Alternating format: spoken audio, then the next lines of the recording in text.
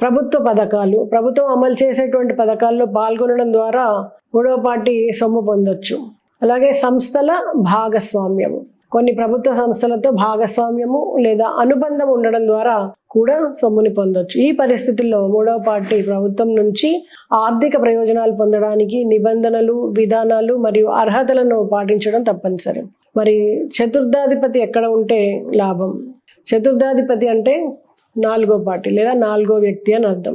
వ్యాపార లేదా ఆర్థిక వ్యవహారాల్లో నాలుగో పార్టీ తరచుగా నేరుగా ప్రాథమిక వాణిజ్య భాగస్వామ్యాల్ని కాకుండా సహాయక పాత్రను పోషిస్తూ ఉంటారు.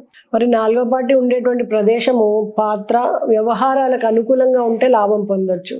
దీనికి కూడా మనం కొన్ని ఉదాహరణలు చూద్దాము. సరఫరాదారులు లేదా డిస్ట్రిబ్యూటర్లు, ఇలాంటివన్నీ వ్యాపారాలలో సరఫరాదారులు కానీ లేదా డిస్ట్రిబ్యూటర్లు కానీ అవసరమైన వస్తువులు లేదా సేవలను సరఫరా చేసేటువంటి పాత్రను పోషిస్తుంటారు.